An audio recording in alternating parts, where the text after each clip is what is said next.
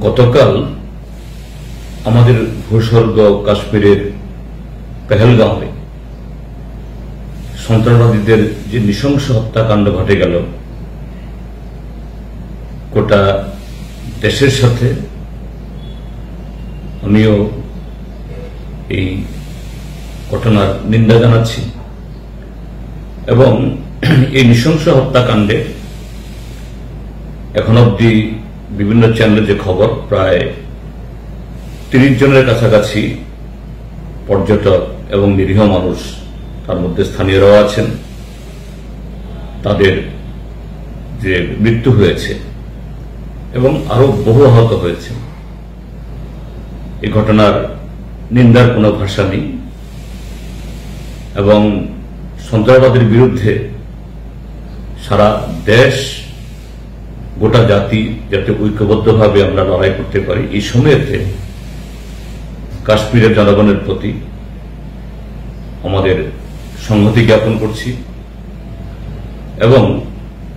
ভারত সরকার এবং জম্মু কাশ্মীর সরকার উভয়ই যাতে খুব শক্ত হাতে এই ঘটনার মোকাবেলা করতে পারে। যারা এই হত্যাকাণ্ড ঘটিয়েছে তাদের দ্রুত গ্রেপ্তার করে উপযুক্ত শাস্তি দিতে পারে এবং এই জাতীয় কোনো ঘটনা যাতে না ঘটে তার জন্য যাতে ব্যবস্থা গ্রহণ করে আমরা কেন্দ্রীয় সরকার এবং রাজ্য সরকার উভয়ের সাথেই আমাদের সংহতি আমরা জ্ঞাপন করছি। তার সাথে এটাও বলে রাখতে চাই যে কাশ্মীর সমস্যার সমাধান, এটা সেখানে কিছু পদক্ষেপ গ্রহণ করার পর রাজ্যকে দুটুকরো করে এটা পূর্ণ রাজ্যকে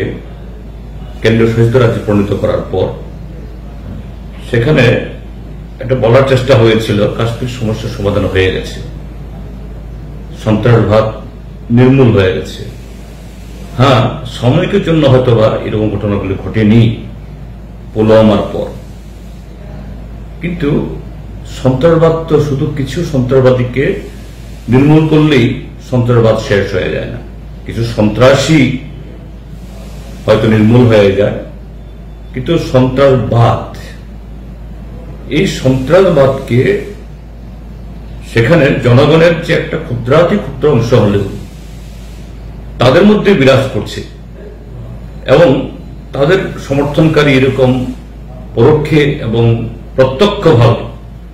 শুধু কাশ্মীরের মধ্যে না, কাশ্মীরের বা দেশের বাইরে থেকেও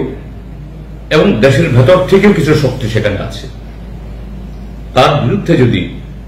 রাজনৈতিক সমাধানের উদ্যোগ গ্রহণ করা না যায় এবং এই লড়াই সারা দেশের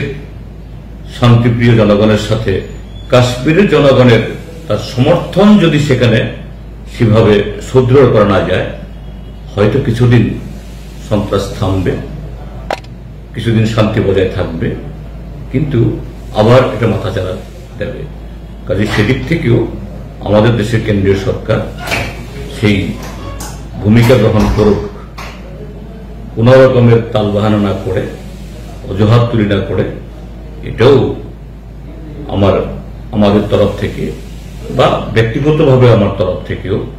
আমাদের দেশের সরকারের কাছে, শাসক দলের কাছে এই আবেদন আমাদের থাকবে।